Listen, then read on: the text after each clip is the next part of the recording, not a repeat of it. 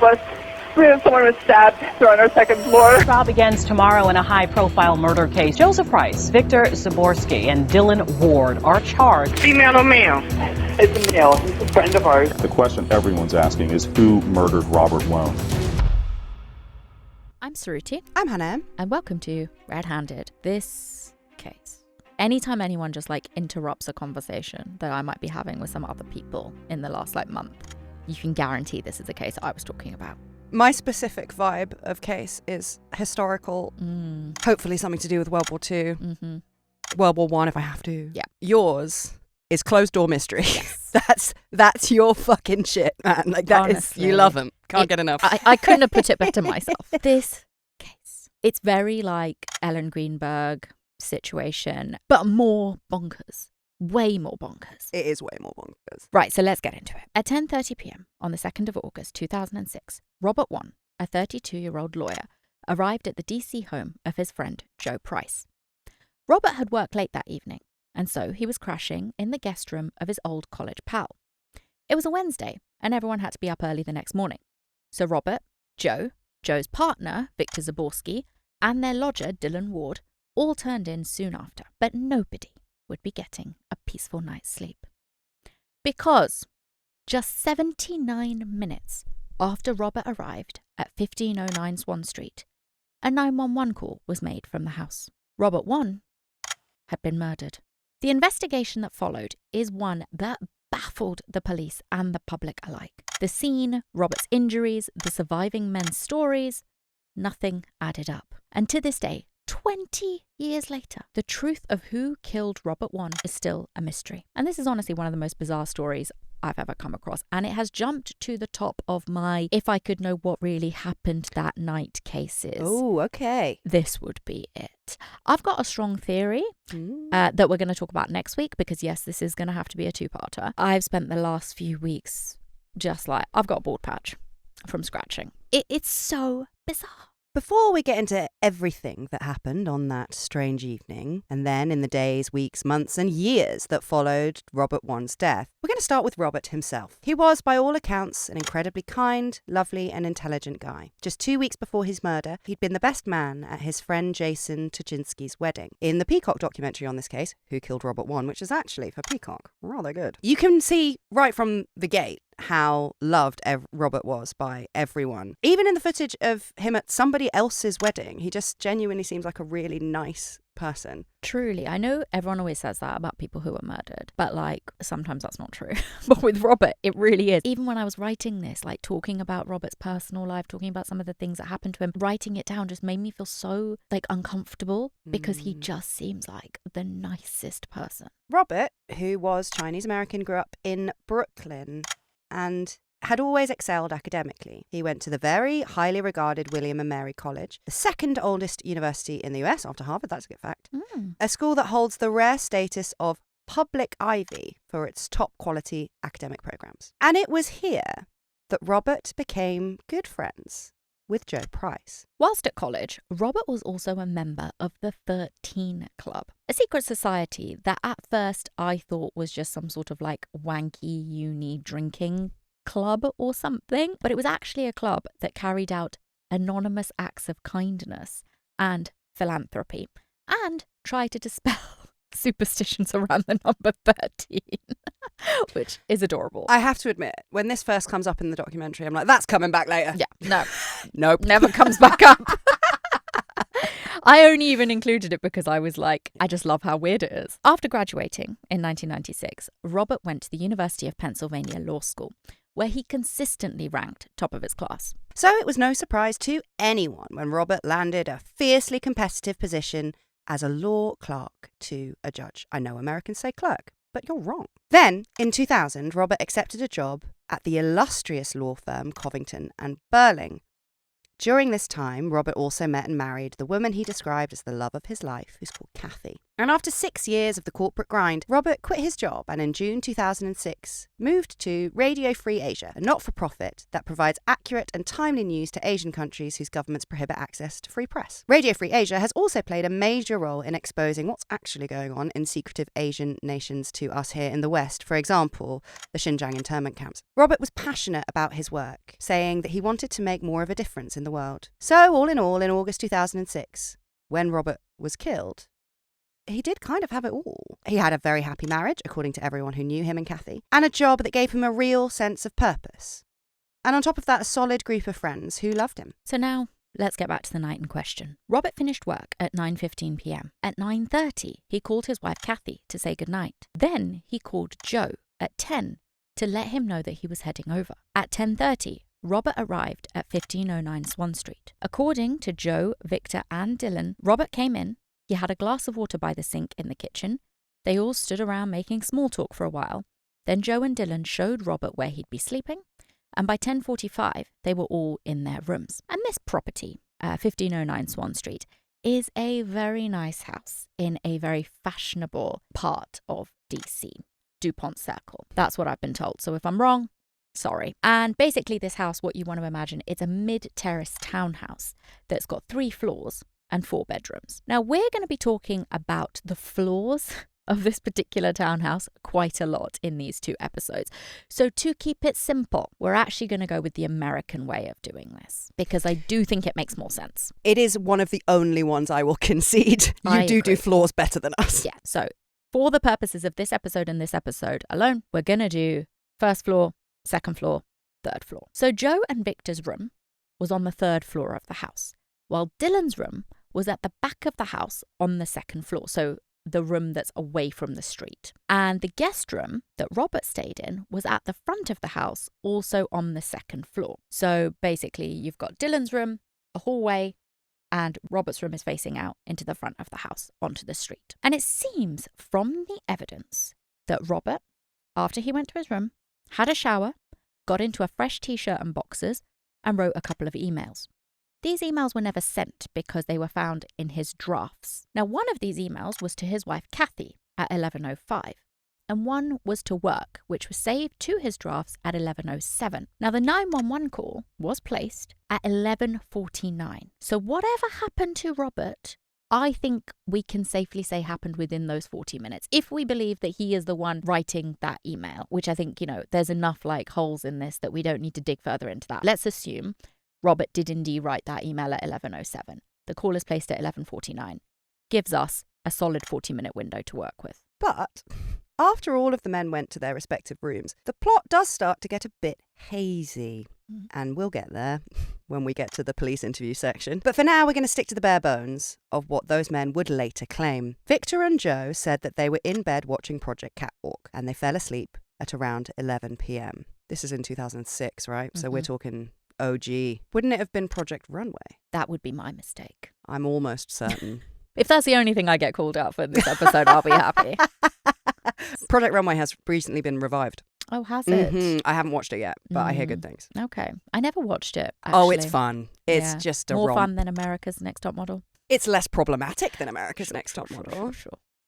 But yeah, they still are angry. It's Tim Gunn. Who doesn't love Tim Gunn? If they're not shaving people's heads and making men wear those weird puby... Do you remember the puby weird, lace wig? And Tyra Banks just yelling at girls with eating disorders. Good times. Fun. So fun.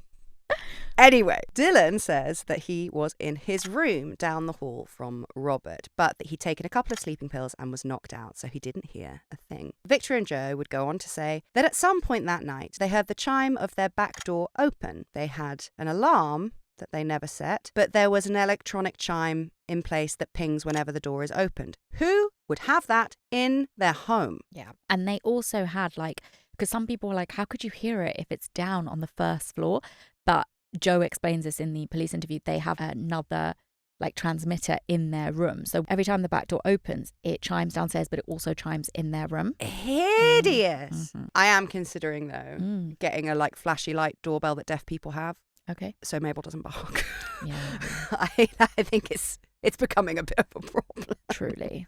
They might just get one of those in my bedroom. Honestly, it was so good because Little Blue just never barked at anything. He never barked. He was a mute. And now he's been hanging out with Big Blue, who barks at everything. That's my problem, yeah. Oh my God. Now he started barking and we're like, you don't bring this. Don't bring this. I thought he couldn't. Back. He can. He's Wow. found his voice.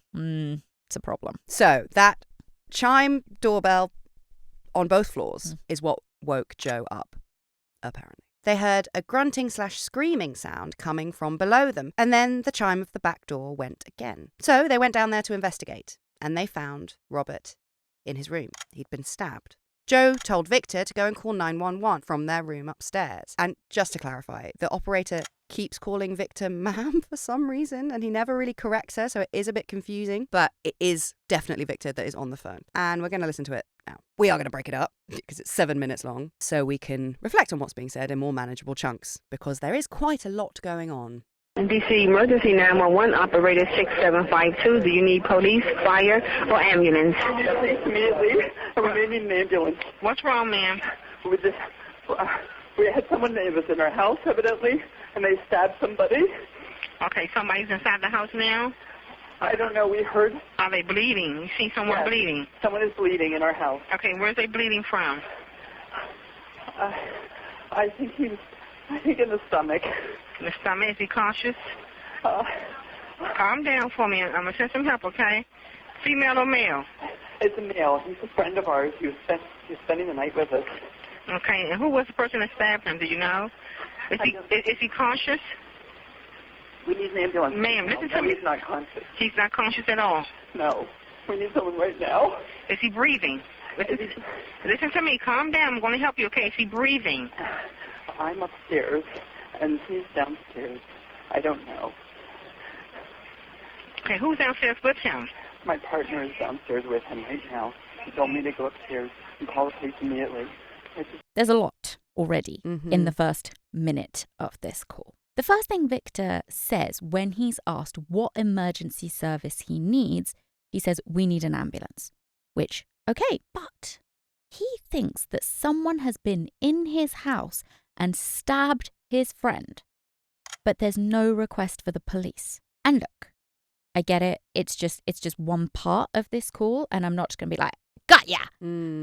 But I don't think it's unimportant. He even says, we had someone in our house, evidently, but no police. It immediately makes me feel like his priority isn't figuring out who did this, maybe because he already knows who did this, and he's protecting them. I just think it's weird that he doesn't also say they need the police, because he sounds scared in the call. And if that had happened to me, I'd be like, we need an ambulance, we need the police here. What's that fucking ambulance gonna do?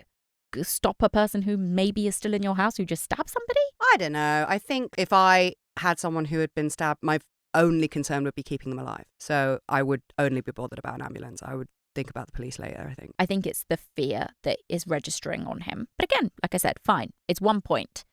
Let's continue. He also talks about the intruder in the past tense, which does seem a bit strange, because how do you absolutely know that he isn't still there hiding in your house? And then they stabbed somebody. Someone is bleeding in this house. It's quite a distant way of speaking. Robert and Victor are friends. They've known each other for years. This isn't just a random person that you found stabbed on the street. So reducing Robert to someone does seem odd. And like Victor is trying to create distance from Robert and maybe depersonalize him in this situation. I don't know. Again, it's just one other point. But I am always suspicious when somebody starts saying someone about somebody that they know. And the usage of we. You're going to see this throughout the call. He very rarely says I. He always says we. And look, maybe again, I'm reading too much into this, but it feels a bit like the retelling of a pre-agreed story between two people. If you're like, we think this, that means you've talked about it. How are you saying we think this if you don't know what the other person thinks? Yeah. Now, again, each of these points taken in isolation proves nothing. And I certainly don't think we should just be, pulling up 911 calls and being like, go arrest that person. But the totality of the weirdness of this call, to me, points to deception on Victor's part. But let's listen to a bit more. Okay, who's the person? Okay, I'm sending paramedics and the police. Okay, who's the person that stabbed him? I don't know. We think it's somebody with an intruder in the house. We heard the chime at the door. Okay, that's 15. Ma'am, calm down. 1509 Swan Street, Northwest. Am I correct? Yes, it is. The person that said something, she's still in the home? I don't know.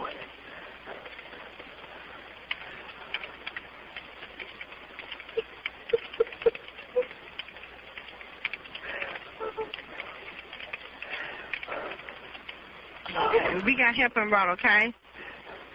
Pardon me? We have help en route. Thank you. They're here. They are en route to you now. I'm saying the police and the paramedics, okay, to assist. Okay, what I need you to do is go downstairs, okay? The place wherever he was stabbed at, I need you to get a dry cloth, okay? And just apply pressure to that area. If he was wherever he was stabbed at on his body, I need you to take a towel downstairs while you're waiting for the paramedics to arrive and just apply pressure. Even if the rag or towel is saturated with blood, just get another towel and put it on top, but never lift the first towel off the area. Hold it on. Once it gets filled up with blood, just put another towel on top of that and just apply pressure until the paramedics arrive. Yes. On the leg. Yeah. With stab in the heart. In the heart? Yes. In the center of his chest. Okay. Is he breathing? Is he breathing? We have help en route now, okay?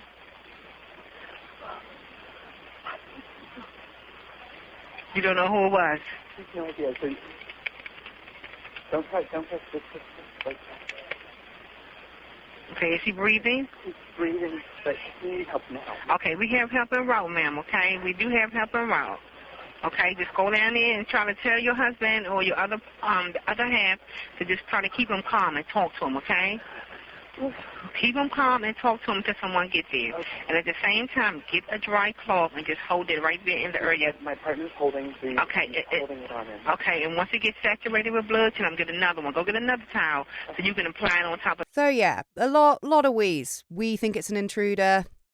Somebody in the house. We heard a chime at the door.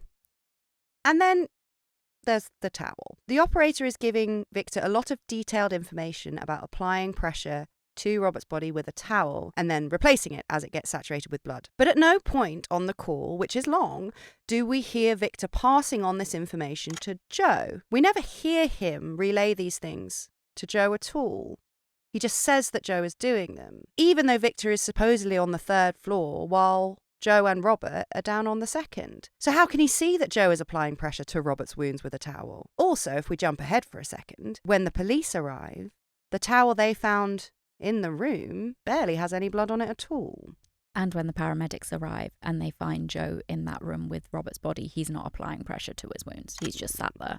And then there's the moment of distraction too, where Victor asks the operator, "Sorry, what were you saying?" Which again, if he's upstairs alone, what's he distracted by? Feels like someone might be there talking to him or signaling to him, and that's why Victor wasn't listening to the operator.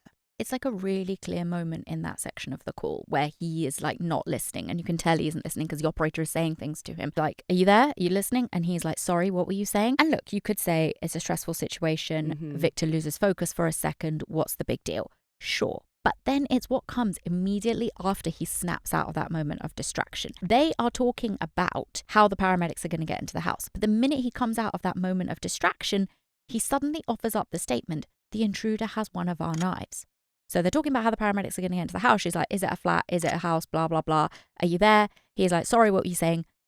"The intruder has one of our knives." Again, I may be reading too much into this, but this very sudden shift of topic to talking about the knife after the moment of distraction kind of feels to me, and again, obviously we are going to do this as humans, we're going to like put a story in place based on what we're hearing, and obviously we don't have all the information, but it really feels like someone was there prompting Victor to say something about the knife, to get it on record that the intruder has one of their knives. It just feels like such a random, inconsequential thing to say in that moment, because I don't know why it would be important to bring up at this point, because the account that all three men later give is that Victor totally lost it when he saw Robert's body. And that's why Joe sent him upstairs to call 911, right? Because there's actually a phone in the room that Robert has been killed in, right? And there's mobiles. They have mobiles. It's 2006. But he doesn't do that. He sends him upstairs to their bedroom to call 911. And he says the reason I did that is because Victor was so hysterical, right? The minute he saw Robert's body, he's hysterical. So how did Victor know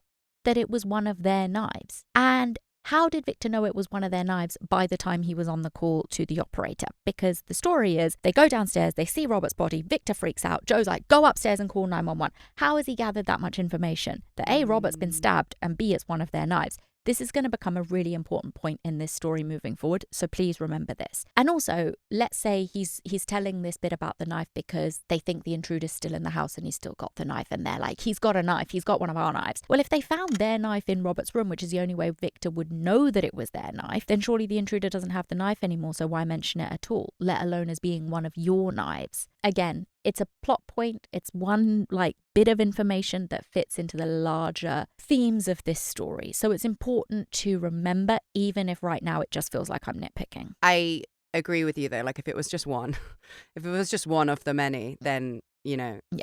All right. it would be negligible. Exactly. We heard the chime, and we heard the scream from our friend. Okay. And so we came running downstairs. We ran in. So you both was upstairs and your friend was downstairs? Yes. You heard the door open and then you heard the scream? I didn't hear the door open until after the scream, and then we ran down the stairs and we heard, we have an alarm, and so the chime went off. Okay. Is the ambulance, please? We really need the ambulance. Okay, they en route now, ma'am. Go to the door. They should be pulling up any moment, okay? I'm afraid to go downstairs. Okay, the person who's downstairs was the person that was assaulted. No, we're on the second floor. Okay, so somebody need to go downstairs and open the door for the paramedics. If you're not sure if that person's still in the home or not, let me know when you hear the paramedics. Can you look out the window and see if you hear them coming? I'm looking out the window and I see nothing. I see nobody. Okay, it seems like forever, but they are en route, ma'am. They're coming. Here they are. They're there. Throughout this call, the story about the door chime, the scream, and Victor and Joe coming downstairs changes multiple times. First, Victor says, we heard the chime, then I heard the scream, and then we ran downstairs. The second time round, he says, we heard the scream, then I heard the chime, and we ran downstairs. And then finally, he says, we heard the scream, we ran downstairs, and then we heard the chime. And I don't, again, think it's unimportant. It's not just him getting confused, because that second time when he says we heard the scream, then we heard the chime, he specifically says, I heard the scream before I heard the chime. But the first time he said, we heard the chime, then we heard the scream. He can't keep his story straight. And again, stressful situation, sure. But he's saying it with certainty, but he keeps saying it wrong. And the order could be muddled at first from shock, perhaps, but if you remember the first time Victor talked about the intruder at the very start of the call, he doesn't mention a scream at all. He just says, we think there was an intruder, someone in the house. We heard the chime of the back door. So why wouldn't you mention the scream then? The chime could have been anyone. It's not a weird sound to hear. It's in your house all the time. But the scream of your friend seems odd not to mention. They even have another lodger that lives in the house, in the basement below, who comes and goes and sets off the chime. So the chime isn't a bizarre thing. The scream is, but you don't mention the scream until nearly halfway through the call. And then there's a statement he says, I'm afraid to go downstairs. Why? In fact, if this is genuinely playing out in which the men say that it did, right? They come downstairs, they find Robert stabbed. Why was Victor sent upstairs at all in the first place, right? How do they know that it is safe upstairs? If I thought there could be someone somewhere in my house, I wouldn't want to be alone. No. And I wouldn't want my loved one to be alone either. So it's not Scooby-Doo where you're like, let's split up. You go upstairs, I'll stay down. You don't even know that this person isn't still in your house. You've just found your friend is stabbed. So why are they like, you go upstairs?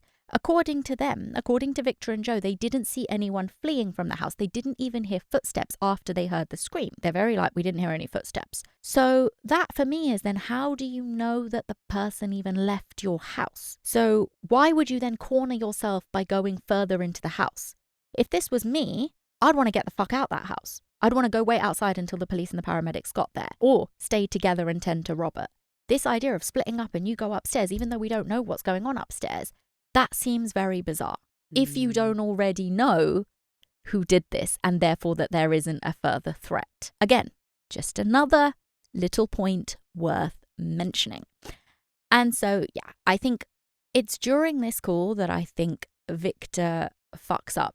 And he realizes that he's fucked up because the operator is pushing him like, so you heard the chime, you heard the scream, you went downstairs, you heard the scream, you heard that. Like she's confused by it. That's when he realizes he's messed up. And he suddenly says, what's the time? Now, maybe, as a lot of people like theorize with this case, that it was to establish some sort of timeline with the operator. For me, I don't really see that because the call time would be recorded anyway. Like a 911 call, the timings would be recorded. That's a good point. So for me, it just feels like a way to distract. Like, what's the best way to distract in a situation is by asking a random abrupt question about something else. Even those signs on the tube tell you if you see somebody in trouble, ask them what time it is or ask what the next stop is because it can break up a tense situation. And I kind of think that's what Victor's doing here. But again, maybe I'm thinking too much into it. Let's listen to the next bit. Help us. We have someone was stabbed. They're on our second floor.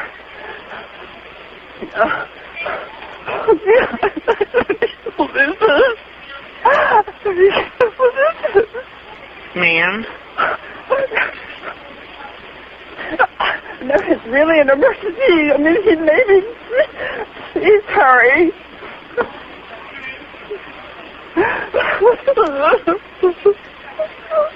Ma'am, it's gonna be okay. So this is the point at which the paramedics have arrived at the house. And I think there is a real shift in Victor at this point. He now seems hysterical and sobbing uncontrollably. But there's more distancing. He says to the paramedic, someone's been stabbed. Someone's been stabbed inside. And then there's the talking to himself. Victor, you can hear him say, what is this? What is this? And that's not to somebody. I think he's saying it to himself because I think it's after the paramedics have gone into the house and he's still on the phone. And I genuinely think Victor is confused. I don't think he understands what's happened. And I'm going to put this out there. I don't think Victor was involved in the murder.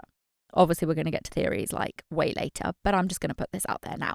And I think this what is this? What is this? Is a real question that Victor is asking himself. But what's interesting is he never asks that on the call, on the 911 call. He never says that. Which seems weird to me because there's no confusion on the 911 call about what the fuck is happening. He's never what the fuck is going on? What is this? He asks that when he thinks he's alone by himself talking to himself. Because it's only at this point that you hear the confusion. And I wonder if it's because he's done his job.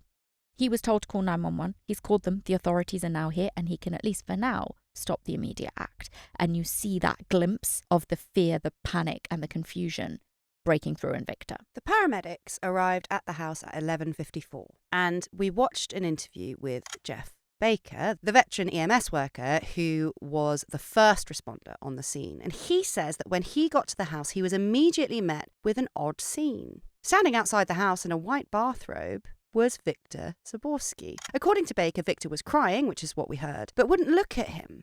He just said, "There's been a stabbing on the second floor." So Baker went inside, and as he walked up the stairs, he saw another man also in a white bathrobe in the hallway at the top of the stairs. This man was Dylan Ward, and according to Baker, he asked Dylan, "What's going on?" Dylan looked at him, didn't say a word, and just went into his bedroom, which is the first room when you come up the stairs. He just goes in there, shuts the door. You're gonna start feeling on edge. Yeah. And that's exactly how Baker feels. He notes how weird this whole situation is, but he turns, he's there to do a job, and he walks down the hallway of the second floor and into the other bedroom. And in that other bedroom, he finds a third man, Joe Price. Joe is in his underwear, just his boxers, sitting on the edge of the pull-out bed with his back to the door, not applying any pressure with a towel on Robert's wounds. Now, firstly, I'm sorry, but you think an intruder broke into your house and stabbed your friend to death, but you're sat in your underwear with your back to the door of the room in which it happened. So pretty much in the most vulnerable position you could possibly be in. Does that make sense? Again, if you don't already think the threat has been neutralized because you actually know what happened. I'd sit outside on the front step waiting for the police to come is what I'd do. Exactly. Yeah. You wouldn't sit with your back to the door in your underwear of the room in which there is a dead body of somebody who got stabbed in your house. I might sit outside in my pants. That's fine. So, Baker, who explains in the Peacock documentary how he has been to countless crime scenes in his long career as an EMS worker, said that something definitely felt off here. He said he was unnerved and the hairs on the back of his neck were standing on end. Obviously, that is just anecdotal evidence. We can take that with a grain of salt. I'm sure it kind of didn't help that Dylan Ward just sort of ignores him and goes into a room, but there's something there that's putting him off. So Baker walks into this room in which Joe Price is sat and saw that on the bed lay the body of a fourth man, Robert Wone. Robert was laying on the pull-out sofa bed like he was asleep, but in his chest were 3 stab wounds. A bloody knife was on the bedside table, and Robert's clothes, watch, and wallets were all neatly placed on a chair at the end of the bed. Joe Price told Baker, "I heard a scream, so I came down and found this knife laying on his chest." Baker found it odd, given the 3 stab wounds to the chest, just how little blood there was at the scene. And he's not wrong. We've all seen crime photos before with just 1 stab wound that look like a bloodbath. But there's just so little blood here. There's nothing on the walls or on the ceiling. There's no cast-off, no spray, nothing on the floor, just a little bit on the bedsheet. It's a shockingly small amount of blood. On the towel, there's just like 3 sort of splotches. On the bedsheet, TMI, but like I've had heavier periods that have leaked. Like it's nothing compared to the injuries that Baker is being presented with. Baker also thought that the blood on Robert's midsection looked like it had been wiped. There were smears, like when you clean a window. He also noted that he thought Robert looked like he had been stabbed, showered, redressed, and then put back in the bed. And it was strange to Baker, on top of all of this, that the 3 non-dead guys in the house were all either wearing white bathrobes or were just in their boxers. And all of them, according to him, looked like they had just showered, complete with wet hair. Now, I guess, look, it wasn't that late. I think when you hear this story and like how bonkers it is, you imagining it's happening like 1 a.m. No, they call the ambulance at 11:49 and they're there before midnight. They're there within 6 minutes.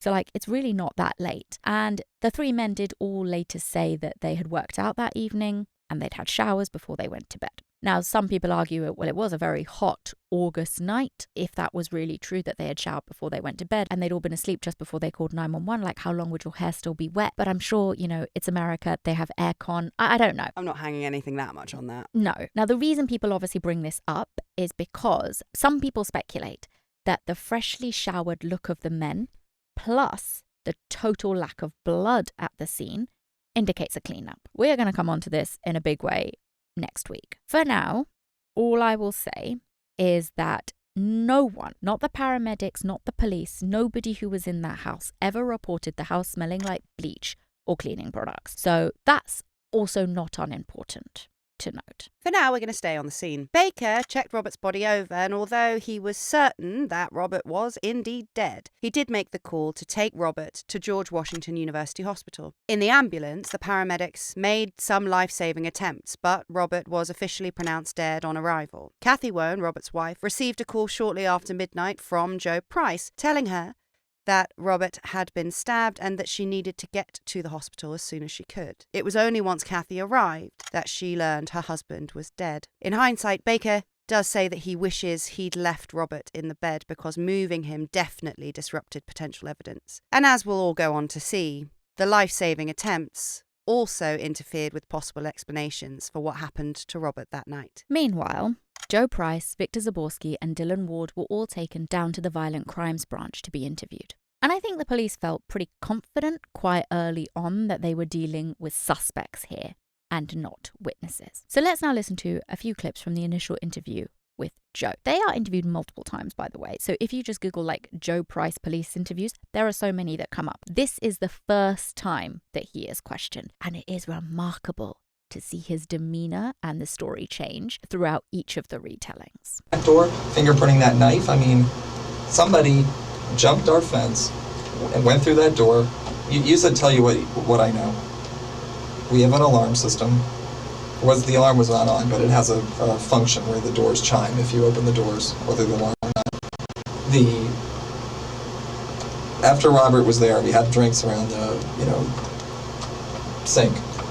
Went upstairs, we showed Robert where the shower was, where the bathroom was, right down the hall. Here's your bed. We'd already made out the pull-out bed for him. We said goodnight. He said he was going to take a shower right then. It was all sticky. I went upstairs, I saw the last 5 minutes of the show, and then started watching the first 10 minutes of some other thing on Spike TV. And I knew Victor was getting annoyed that I wasn't turning off the TV, so I turned it off and he went to sleep. I don't like Joe. No, I don't like Joe. He's definitely a type A type of person. Alpha, loud, confident, gratingly obnoxious would be my descriptor. Even if we put all of that to one side, the whole interview is weird anyway. He absolutely is trying his very best to maintain control, but he's also fidgety and comes across quite wired. And of course, being interviewed by the police is scary for anybody, but what struck me the most is that Joe doesn't really seem that curious about who could have done this, who could have broken into his house and killed one of his oldest friends. He's not bothered at all about what police are doing to find out who actually did this. I think it's so obvious from even the way he's sitting. He's like, I'm not scared. That's kind of like the vibe I got from it. It feels high octane. I feel like this has happened and he's like, right. But he's confident that he can talk his way out of this. And he just talks and talks and talks and talks and talks. He's trying his best to be very disarming. Unfortunately for him, his story doesn't actually make that much sense. He talks about the chime of the back door and the grunting, and then the chime again, but he never heard any footsteps going up or down the stairs. Everyone who went through that house during the investigation agreed that it was an old house with wooden stairs that are old and creaky. So how could it be that Joe was woken up by the first door chime, didn't hear any footsteps, but heard some soft grunting from the floor below, and then heard the chime go again, but still no footsteps before the second chime? Could the intruder have levitated up and down the staircase like we all did when we were children? I know, we all remember. But it is strange. If you're going to lie about hearing door chimes, why wouldn't you just lie about footsteps as well? Maybe to keep the timelines fuzzy, but then the second chime of the door going off is them suggesting that the person was leaving. So I don't know. I don't know. It's weird. But I think more than that, what is weird to me is the behavior that Joe himself confesses to in this clip that we just heard. And it's the stuff about Dylan. Because Joe just says that Dylan was in his room. And then at some point during that situation, after they found Robert stabbed and near death or already dead, that Dylan came out of his room putting a robe on. So basically what he's saying is that he heard some noise downstairs that was scary enough to make him and Victor run downstairs. They come downstairs, they don't see anybody fleeing, they find Robert stabbed, but they don't go check on Dylan, whose room is just down the hall. They never knock on his door, they're never like, Dylan, get the fuck up, Robert's been stabbed, or are you okay? There's none of that. They just wait with Robert, they send Victor upstairs, and they just wait for Dylan to come out of his room, putting his robe on because he's been woken up by the noise that they're now making. I don't get that. Why would you just wait for Dylan to make an appearance? Really? What if Dylan was being attacked in his room by this same person who's now gone in there and shut the door? You're not going to check? Again, it comes back to, for me, a consciousness of guilt, right? It comes back to the fact that you know that the threat has already been dealt with because you know who did it. Otherwise, why are you not checking on Dylan? Yeah. It doesn't make any sense. So yeah, next clip. I know you guys have to figure everything out, but Robert's one of my oldest friends. And I went to his wedding. He was a freshman in college when I was a senior. His parents were on my college tour. Is he homosexual? No, not gay. Never has been. Didn't think about it. No drugs, no booze, nothing. Robert was like the best, absolutely straight A, no nonsense guy I ever met. But he didn't. Where was his wife all this time? What do you mean? Well, she didn't come over with him. No, she was at home. I saw his wife recently. I saw her on Monday. She got a new job herself. She just had hip replacement surgery, and she got a new job working right across the street from me. So she, Robert, and I all tried to go to lunch together last week, and Robert couldn't do it, but Kathy and I went.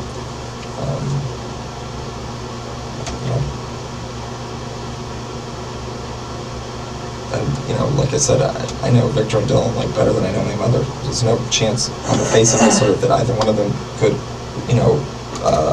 punch someone, never mind kill someone. It's ridiculous. Firstly, here with this clip, for me, is like all of the unnecessary extra information about Kathy, who's Robert's wife. Like telling the police that he and Kathy had gone for lunch, that she's got a new job, that she's just had surgery. Sorry, Robert's just been killed. What's that got to do with anything? And I get it. People do fear-based babbling. Like, that can happen. But what's very odd to me, beyond that, if you want to ignore the whole Kathy thing, what's very, very odd to me is just how certain Joe is that Victor and Dylan must be innocent. He says in that clip that we just heard, I know them both better than I know my own mother. What? What a fucking weird thing to say. Like, okay, with Victor, he is Joe's husband. They call each other husband and husband. Gay marriage hasn't been legalized yet, but they see themselves as husband and husband, right? And they were in bed together. And they came downstairs together, according to their story, to find Robert. I could understand somebody saying, I know my husband didn't do this. I was with him. He was with me in bed all night. We came downstairs and we found Robert together. So I know Victor didn't do it. But how and why is Joe so sure that Dylan had nothing to do with Robert's murder? Because neither Joe nor Victor, according to their own stories, can testify as to Dylan's movements that night after they all went to bed at 10:45. I don't think I'd be able to ever look myself in the face again if there was a stabbing inside my house and I don't wake my housemate up. Even if I've just met them. Yeah.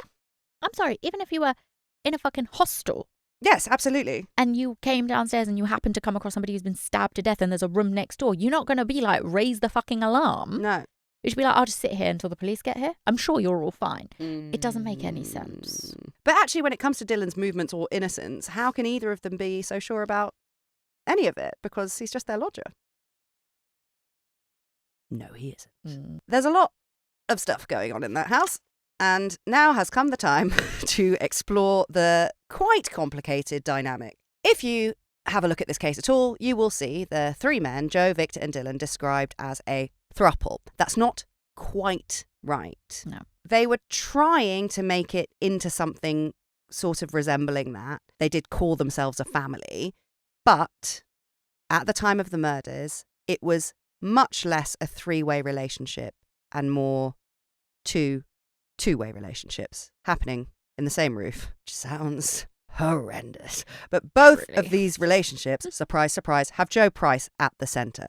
So there's Joe and Victor, and then separately, but actually that's separately in the same house, Joe and Dylan. So it seems that Joe and Victor, who at the time of the murder had been together for 6 years, it appears that they had a traditional relationship. As Sru said, they referred to each other as husband and husband, and they had even fathered a child, each with a lesbian couple that they were friends with, and they were very involved in those kids' lives. And this seems to have been the life that Victor wanted. And while Joe may have been a top hotshot lawyer, and definitely the alpha in the relationship, Victor's not an idiot. At the time, he worked in marketing for the International Dairy Foods Association, and had actually been the point person on the Got Milk campaign. It all comes back to Tyra in the end. That's what we're learning. I know. So they've got a very specific type of relationship, Joe and Victor. But Joe wanted something more on top of this successful family man lifestyle. His 4-year relationship with Dylan seems to have been far more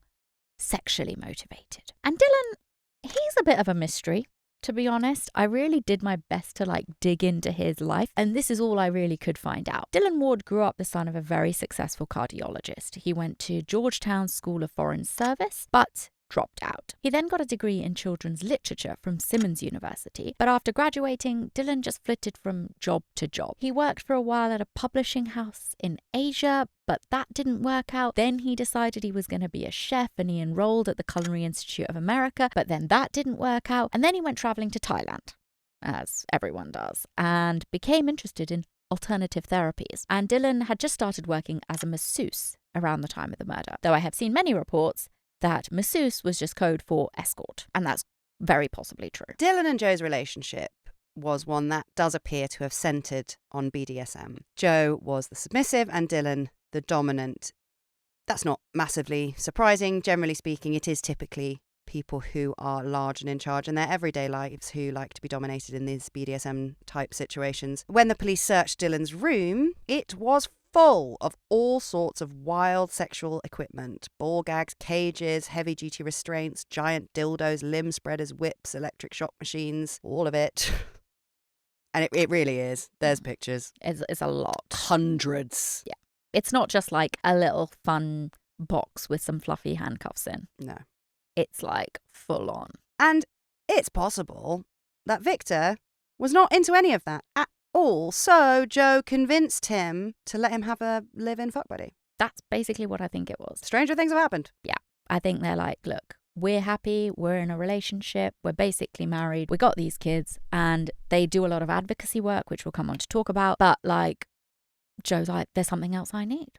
And wouldn't you rather me just have a man in the house that you know and you can see, and maybe you'll even get involved sometimes.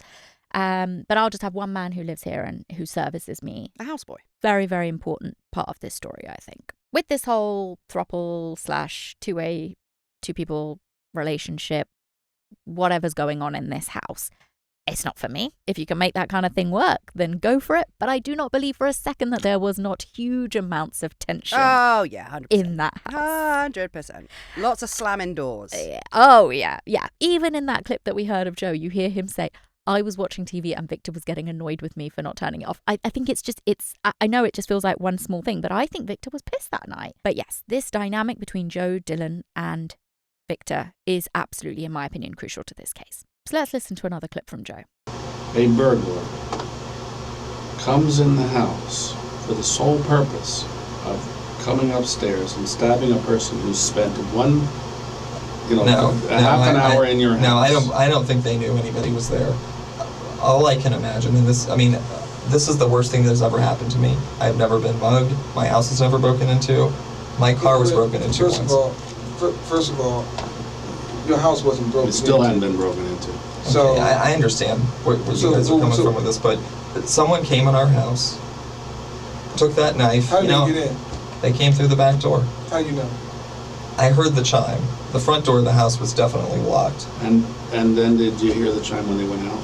I did not hear it, no. Victor told me that he believes he heard the chime again. I didn't hear it. And then this person,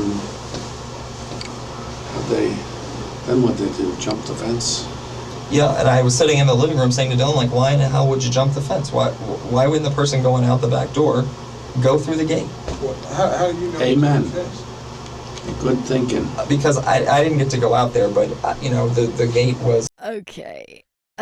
There's hours and hours of interview footage that I have watched and listened to, and it is a treasure trove of just bizarreness. And I get it. You could listen to innocent people talking for hours and find weirdness. But, like, some of this is just so telling. I love that the police are, they do a terrible job for a lot of this investigation, but I think the initial detectives are asking all the right questions. Again, here, when he says, I didn't hear the chime of the door go again, Victor told me he heard it.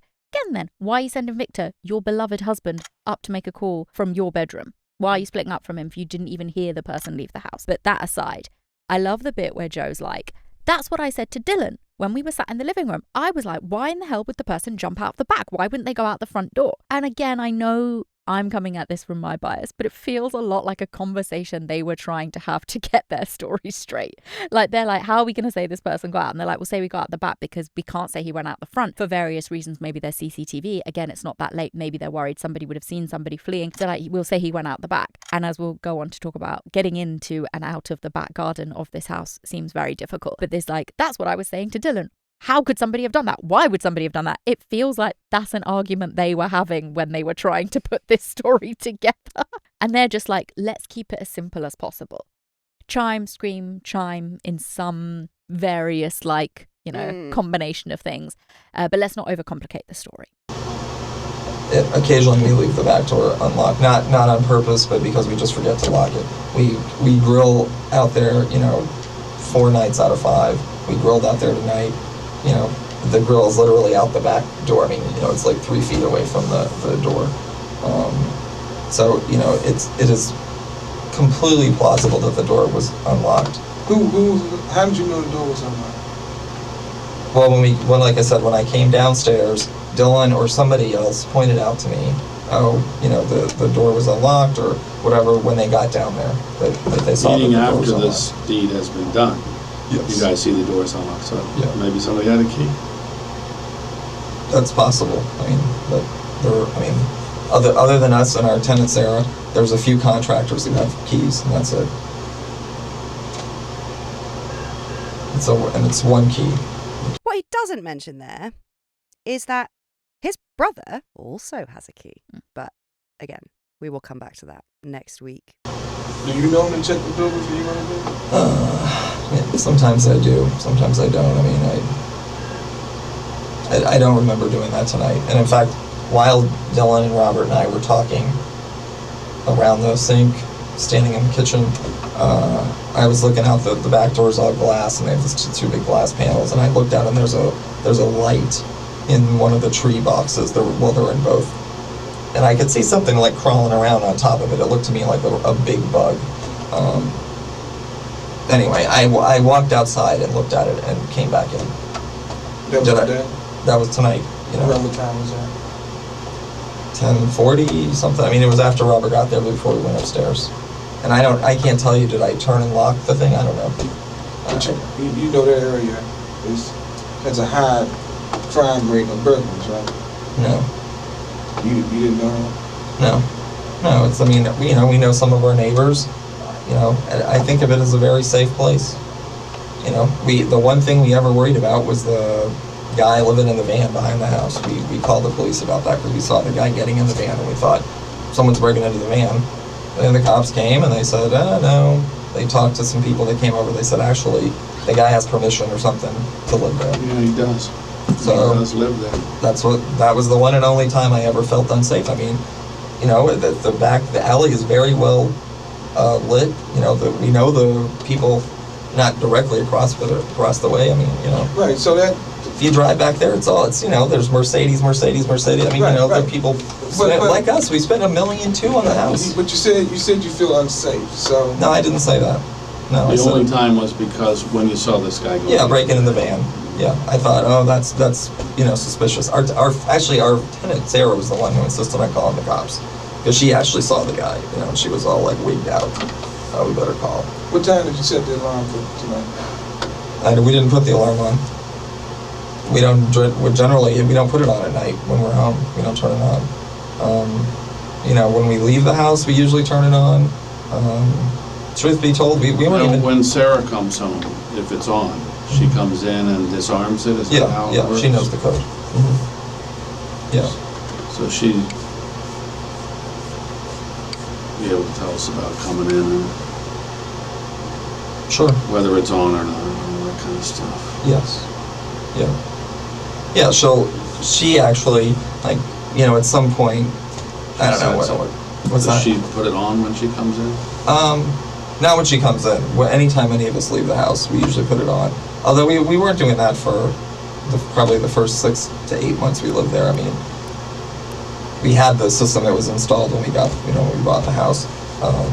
But she is a little, I think, more paranoid or whatever. So she said at some point to me or to Victor, we should start using the alarm, when we come and go. So now we do. But never at night. We've never, ever since we've lived there, we've never put the alarm on at night. I know that may sound completely stupid. I lived on Capitol Hill on Constitution and 11th for 5 years in a, quote-unquote fringe neighborhood. Nothing ever happened. It was safe. It was fine. I can show you murders within. I can throw a rock from 11th and Constitution to several bodies. I'm just the oblivious, stupid, guy living in Washington who's. This one doesn't really make a whole ton of sense. There's a lot of rambling with regards to the alarm. He lives in the city. It's a nice house and fine. And sure, people buy alarms and they don't bother setting them. But you don't worry at all about safety. He says repeatedly in the interviews, nothing bad's ever happened to me. I never worry about safety. I'm like, but you've got a little unit that chimes in your bedroom when the back door opens. But you don't care at all about safety. I don't. To not even check that your door's locked. They're just the door might have been open. Sometimes we just leave the door open.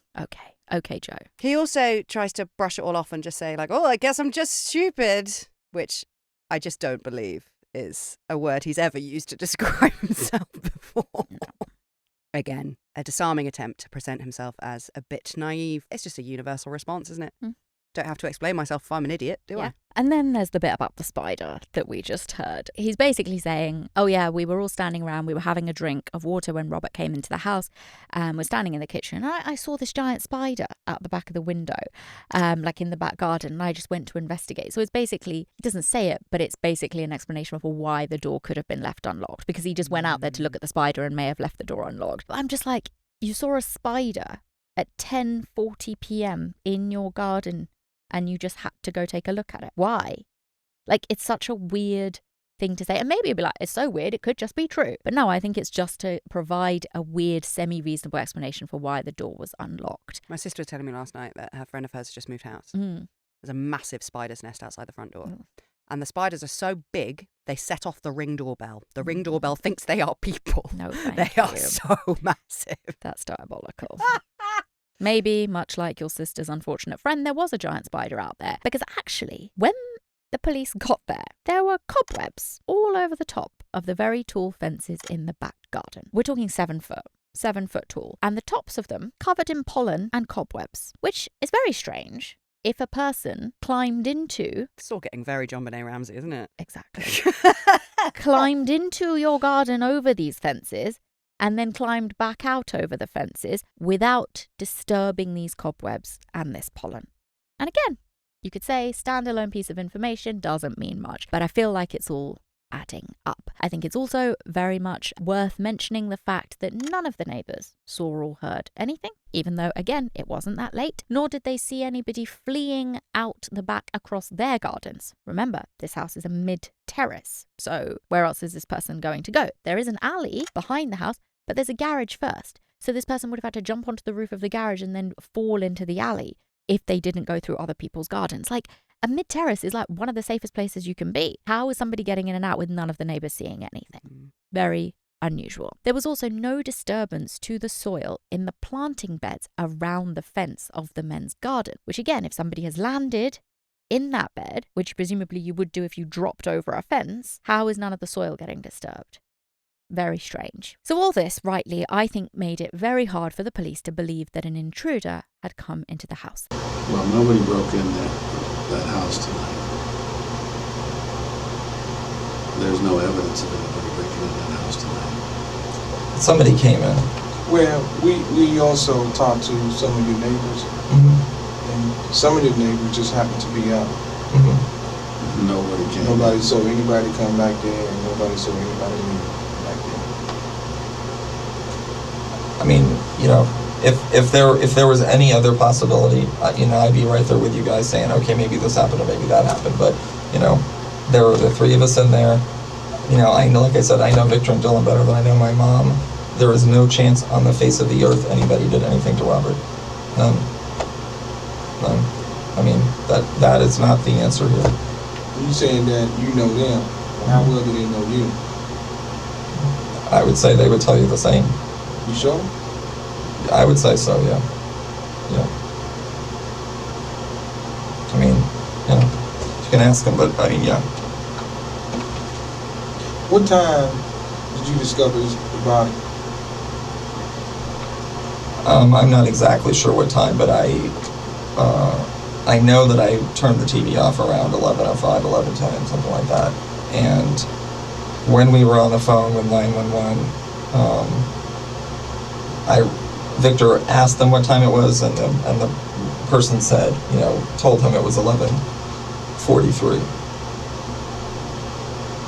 So, you know, maybe 11:40, I don't know, 11:35, something like that.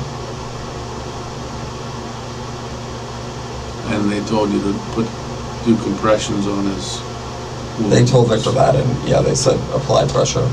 And you know, I don't know if they told me to check for a pulse or I was checking for a pulse, but I was looking for a pulse. And you moved the knife? I did move it. Nobody else? Nobody else. You said that. Let me go back to this time again, because you got me confused. You said that you found the body at what time? I went to sleep at 11:05, 11. I turned off the TV at 11:05 or 11:10. I was asleep shortly thereafter. Okay. At we were on the phone with 911, already applying pressure, at 11:43. So somewhere in that period, 5 minutes maybe before. I mean, as soon as I saw Robert, and could stop Victor from screaming, I told him to run up and call 911. So it was And that's minutes within. right when you saw the body. Yes. How many minutes gone by before you called 911? Not even one. Not even one. If it was one, it was one. I mean, as soon as I saw it, and I grabbed, Victor, who was literally hysterical, and said, "Go call 911," and he ran upstairs. And Victor told you that the person that he was talking to on the 911 call said it was like 11:43. Yeah. He asked them, "What time is it?" And, I was yelling, "We need an ambulance now." Asked the lady what time? Yes, I believe he asked them to say what time, to tell him what time it was. And this bit brings us back to the 911 call. How does Joe know that Victor asked the operator what time it was? He says Victor asked the operator what time it was, and this is what the operator said. They were supposedly on different floors. Victor was supposedly on the 3rd floor. Joe was supposedly on the fucking 2nd floor. How does he know? Let's say they spoke about it afterwards, right? Some point between the paramedics arriving and them getting carted down to the police station, they have a conversation about the 911 call. If they had spoken about it, why would Victor tell Joe, "I asked them what time it was and this is what they said"? Why would that be a conversation that you're having? It really feels to me like Joe wasn't with Robert, that he was standing next to Victor telling him what to say. Why would that be a conversation you would have? It was such a pointless bit of the 911 call, but now Victor is apparently thinking it's so important he told Joe. It's all just weird, but it really, really feels to me like Joe was in the room with Victor and he was telling him what to say, and that's why Victor gets distracted at certain points, but it's being orchestrated. When you came downstairs, what brought you downstairs? The grunting, yelling, whatever, yeah, that. The what? The Grunting. It wasn't, it wasn't like someone said, "Hey, what are you doing here?" or anything like that. There weren't words. What I heard was like noises. But it definitely did not sound. Hold on, John. You got me confused again. Mm-hmm. Because I clearly asked you earlier, did you hear anything else? Did you hear anybody scream? You said it was absolutely quiet. You said right after the chime. There was a period of time right after the chime when I was laying there. I didn't hear anything. I heard the chime. I thought, "Oh, Sarah's come home." Mm-hmm. Rolled back over, And planning to go back to sleep. Again And I wasn't awoken again. I never went back to sleep. The time period was that close. I mean, it was, I don't know if it was 30 seconds, a minute, whatever, but I didn't go back to sleep. Wow. I heard the disturbance, and we both jumped up. Victor heard it too. I mean, it wasn't the kind of thing you hear in your house and you don't go down and look. So, at what point did Victor wake up? Because you said he was asleep. I may have woken him up. I don't know. I mean, No, you may. You even know or you didn't. It ain't no way. I don't know. I don't remember. See, your story is starting to bother me because first you told my partner that you was waking the first time by the shame, and then you was waking it again by you may have thought that he went in and may have thought that he went out. You said you didn't hear any noise. No, you asked me if I heard the chime. I said yes. Then it was quiet. It was quiet. I didn't hear anything right after But that. now you're saying that you heard a grunting noise. After the period of silence. I hear the chime, there's a period of silence, there's grunting, What something. kind of grunting noise? Describe it. They're like, "Ugh," something like that. Loud, several of them, and we run downstairs. Who went downstairs? Me and Victor. And did Victor hear this? Yeah, I'm sure when you guys talked to him, he told you he did. No, Absolutely. I'm asking you, did he hear this? Yeah, you and I him was assume that he beside did, one yes. another, right? So, what conversation did you and him have after hearing that noise? We didn't have any. We just got up and we ran downstairs. I mean, this is all like that. So you didn't say, what's going on? Is somebody in trouble? Is there? No. Did you No. yell out for anybody at all? And did you say, hey, Rob, you okay? I may have said Robert when I ran down the stairs, but yeah, it was instantaneous. We jumped out of bed, we ran down the stairs. After you heard the first chime, after you heard that noise, how many minutes or seconds gone by when you heard the grunt noise? I don't know. And all I can tell you is I didn't fall back to sleep. It was close in time. So you said seconds earlier. And then... It might have been a second. I said a minute or 2 minutes. I don't know. Well, let me just say this. You hear the grunting, and now you're instantly running down the stairs virtually, right? Yeah. But no one else is in your house at that point? We don't know.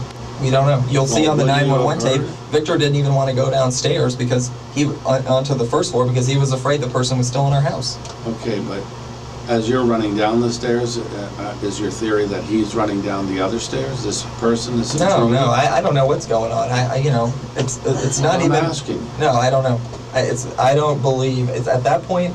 It is not even in the realm of possible that anything has happened to Robert. All I know is I heard some noise. But really, something did. So what I'm asking you is, where'd this guy go? I believe he ran out of the house. Between the grunting and you running down the stairs, which happens like... Yeah. Yes. Wow, that's fast. I agree with you. Look, it's a crazy... I mean, why wasn't the back door wide open? Why wasn't the gate wide open? Why didn't he go out the front door? Yeah, but you would think that you were running to this guy and you would see this guy running. Yeah, maybe. Because you said seconds. Yeah. I mean, it really was... Not minutes, seconds. Yeah, I think that's right. And you didn't hear anybody running down the stairs or anything? No, I didn't. So what makes you think it's a burglary if you didn't hear anybody running? Because he knows in his heart it couldn't be Victor and it couldn't be Dylan. I know it's... You guys don't know us from Adam, so who knows? We could all be crazy as loons, but, all I can tell you is it wasn't one of them. It wasn't me. We have no reason on earth to do this. I mean, I know Robert's whole family. I mean... Detectives are just putting the pressure on, really, aren't they? And pointing out all of the problems with the story. First off, Victor and Joe ran instantaneously down the stairs upon hearing the grunt. Why would they do that? It screams to me like of the Oscar Pistorius case, right? Where he's like, I heard some noises in the bathroom. I didn't even look at whether Reva was in bed with me or not. I just got up, got my gun, and started shooting. I've lived in a lot of house shares in my time. If I hear grunting, I ain't looking. No. I ain't knocking. I'm ignoring. This is what I mean. Victor says it's taking the piss out of them in the morning. Okay, great. Victor says it was a scream. Joe only ever says it's grunting. Right. Why would grunting make you think you need to sit up? You don't say a word. They say, did your partner Victor hear these sounds of words? I don't know. We didn't speak about it. We just immediately got up and ran downstairs. Why? If something strange happens, the first thing you would say to the person you're with is, did you hear that? What's that? What? What's going on? And then you would go together. Just immediately get up and run downstairs because you heard some grunting. Why? That's strange, is it not? And he says himself that at that point, it didn't even cross his mind that something could have happened to Robert. But they ran downstairs. And saw nobody. Even though he says it was instantaneous on hearing the grunting, he ran downstairs, but they didn't see... How did this ninja get out of this house? And it does have to be said that during this particular interview exchange, Joe looked absolutely exhausted. Yeah, he does. Now, after this interview, Joe was told that he could go home. The police weren't ready to charge them yet, and he was told he could leave. But he didn't. Joe went outside with Dylan, Victor, and a friend of theirs who had come to the station to help out. They all got into a car and had a little chat. And after this chat, Joe still didn't go home. He came back into the police station and asked to speak to the lead detective. He now claimed that he might have made a mistake, saying that he initially told them that when he found Robert, the knife had been on top of Robert's chest. But now he's saying that actually maybe the knife had been in Robert's chest and he had pulled it out.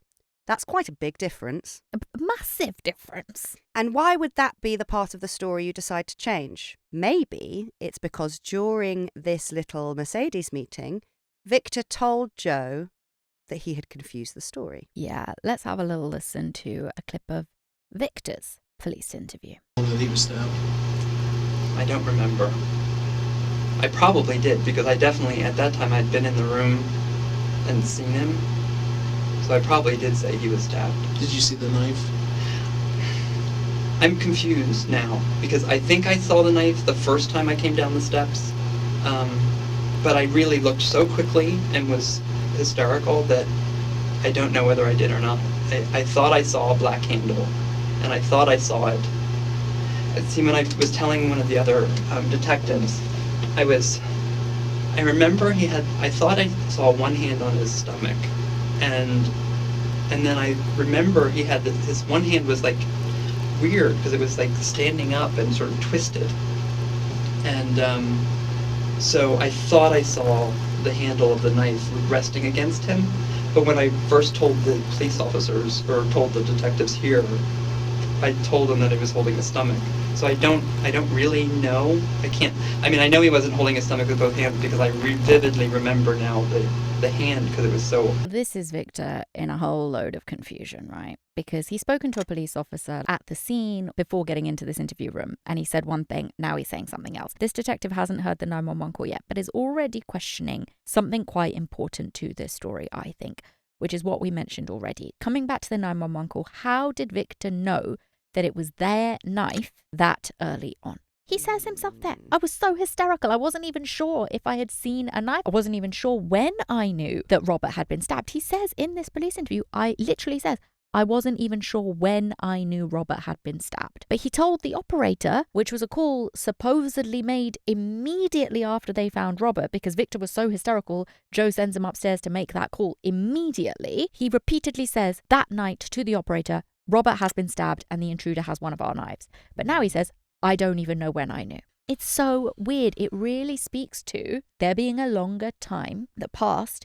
between whatever happened to Robert and that 911 call being placed. So this detective, like I said, hasn't heard the 911 call yet, so doesn't know about this discrepancy, but is already challenging Victor on how he was able to ascertain that much information about what had happened to Robert before the 911 call was made. Especially given how hysterical Joe said Victor was and how quickly they claimed to have made the call, and the fact that Victor says he wasn't even on the same floor as them. So it's not like he's looking at Robert, learning more information as he's looking at him. And Victor has definitely, I think, caused a big problem here for the group with this confusion, telling the first police officers that he spoke to that he had seen the knife in Robert's stomach, but now saying that maybe it was leaning against his stomach or his side. It's created confusion because it doesn't match up with what Joe said. If you're feeling generous, which I'm not, you could explain away Joe coming back in to change the story as him just wanting to be straight up with the police. But it's more likely, I think, that Victor fucked up by saying what he did, or they hadn't agreed as a group on what they were going to say about where the knife had been laid.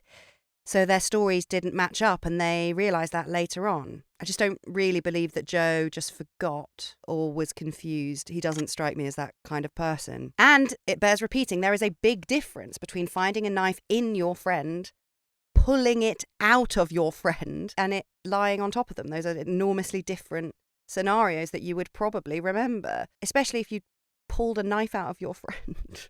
Yeah. You'd have hope a core so. memory. Exactly. You'd hope so, wouldn't you? Now, a lot of people get very angry with the police having allowed the men to have this weird little Mercedes chat, but they weren't ready to arrest any of them that night. And so the authorities couldn't just hold Victor, Joe and Dylan indefinitely. They had to let them go at some point, and they can't stop them from talking to each other. I know it's like not a perfect system, but people do collude and get their story straight. The job of the police is to still crack beyond that and find the truth. So yeah, the police do fuck up a lot of stuff in a major way, as we're going to see, but I don't really see how they could have stopped this sort of meeting from happening. We just heard one clip from Victor's interview, but we're going to have a listen to a bit more of it. Okay, was Joe in the bedroom the whole time with you before you heard the screams? Yeah, as far as I know, yes. But because you had dozed off. I was asleep. I woke up to the screams, and I remember hearing the screams and startling up, and I could feel Joe doing the same thing. Okay. And you and Joe are partners? Yes. Right. And is Dylan in this relationship anyway? Yes, he is. Okay. All right. And you and Joe have known each other how long? For over 6 years. And you've been together that long? Yes. What about Dylan? Dylan's been with us for about 4 years. Okay. Does she share an equal partner relationship, or no? No, not really. Okay. I mean, I think we're trying to develop it in that way, but it's... Okay, that's fine. You don't have to explain it any further. Yeah, seems like we were right about the tensions running quite high in the house. Definitely not an equal partnership. Yeah. Victor doesn't sound thrilled when he's explaining the dynamics of this, what he is aiming for three-way relationship, but certainly doesn't appear to be anywhere near one. And when you watch the footage of this interview, it does come across loud and clear that Victor is not happy. Victor didn't even know that Robert was staying over that night. He was supposed to be on a work trip to Denver, but he came back early. It's probably that sort of thing that made him feel out of the loop in his own house. And Dylan also hints at this in his interview, saying that he had to open the door for Robert and let him in. And it was he and Joe who showed Robert up to the spare room. Victor was normally the host. That would be quite annoying. Yeah, I think from everybody who knows them, say like Victor is the one who likes to host people. He's the one that plans things. He's the one that keeps the guest room up and makes the canapes and does all of that. And so I think it was a bit of a shock to him to come home early from a work trip and they have dinner together. And it's only literally when Robert calls Joe at 10 and says, I'm on my way, that Joe's like, oh yeah, by the way, Robert's staying over. There's definitely a feeling that Victor was pissed off at being A, not told about that, and B, he doesn't play a part in the welcoming of Robert, which he normally would do. He stays in his room and, you know, this is kind of stuff that's come out afterwards. But I definitely think, you know, you could say it's just one pissy night, but I think it's important to how Dylan was making Victor feel, or how Joe was making Victor feel. So let's listen to a bit more. Any problems between y'all? What about between Dylan and Robert? To be honest with you, I mean, we're friends with Robert, but it's casual friends. I mean, I couldn't tell you 5 things about his life, really. I mean, we've had dinner with them. We see them probably 3 or 4 times a year. Who's them? Kathy and Robert. Okay. The most recent time we saw them was Kathy had hip surgery. It wasn't knee, it was hip surgery. And anyway, she had surgery. And so we all went out to visit her. We took her a gift basket with magazines and books, and Dylan even wanted to cook something. I mean, it's just, there's absolutely no. Okay. He describes his relationship with Robert, as we just heard, as casual. We were casual friends. But then he goes on to describe, in my opinion, what's a very uncasual relationship. Like, you know, the whole, we took Kathy this care basket after she's had surgery. That's not a casual friend. That's like doing something very nice for the wife of your friend. And you're saying Robert is casual? I don't think I have any casual friends. What's a casual friend? Good fucking question. An acquaintance? Yes. But that's not a friend. No, it's basically saying it's an acquaintance. But I'm like, well, he's not an acquaintance. He's known Joe for years and years and years, since they were at university together. And you have been with Joe for 6 years. Like, and they spend a lot of time together. They basically say like, oh, we only see them maybe like 6 times a year. He says that in another interview. I'm like, 6 times a year? That's pretty good going. If you live in cities, once every 2 months, that's not a casual friend. No. That's a good friend. Let's listen to a clip from Dylan because he runs with this same line. Did Joe ever have any arguments with Rob? No, not that I know of. Did you? No, I hardly know the guy. Yeah. I mean, we've seen him. He's gone to a fundraising dinner with us. They've been at our house for breakfast. When Kathy broke her hips or had them replaced, we took videos to their house and stuff. I mean, that's all. We know them kind of casually. He's Joe's, a friend from college. I hardly know the guy. And look, we don't have to just depend on anecdotal evidence for this, or the fact that, they have literally been in each other's lives for a very long time. But Joe threw Robert a surprise 30th birthday party at 1509 Swan Street 2 years before the murder. And at that party, a picture was taken of Dylan and Victor each holding up a separate birthday cake for Robert to blow out the candles. And they're all beaming. Am I hosting a 30th birthday party for somebody at my house who's a casual friend and also holding up the cake for them to blow out at that point in the party? And I'm just like, I barely knew the guy. Barely fucking knew the guy. But I've got a massive grin on my face. It doesn't make sense to me. What they're trying to do is have it both ways, because what they do is they say he's a casual friend, barely knew him, hardly knew the guy, so why would I kill him? But simultaneously be like, but look at all these nice things we did for Kathy after she had her operation. Why would we kill Robert? We're such good friends with him, is the subtext. So it's like, you can't have it both ways. There are lots of weird and confusing contradictions in this police interviews. And soon, detectives got another piece of information that made the intruder story look all the more like total bullshit. As we told you at the top, Robert arrived at the house at around 10:30 in the evening. He was in his room by 10:45, he showered, changed, and wrote a couple of emails that he never sent, the last of which was saved at 11:07, and then at 11:49, the 911 call is placed. And something interesting to add to the timeline, the next-door neighbours, an elderly couple, said that they heard a scream that night coming from 1509 Swan Street.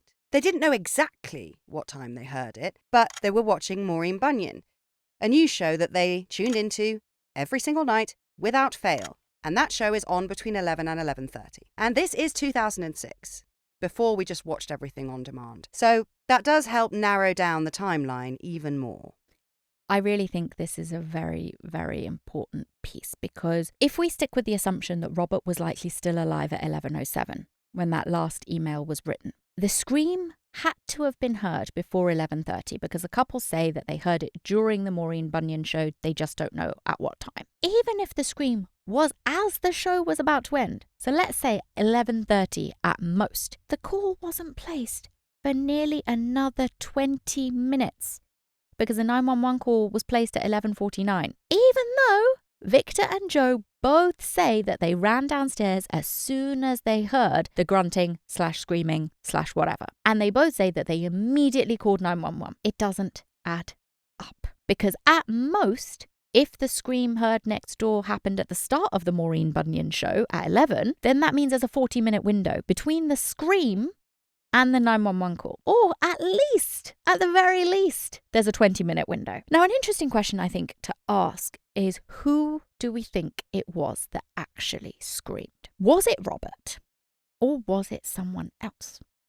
Perhaps somebody discovering Robert genuinely for the first time. Or perhaps somebody discovering what was being done to him. Personally, and this is just my opinion, I don't think it was Robert who screamed. I think it was Victor who screamed, and that's what the neighbours heard. We'll get into why next week when we go into the autopsy, but I think Victor came down, screamed, they heard it next door, and then that again gives you at least a 20-minute timeline or time gap between when the discovery is made and the 911 call is placed.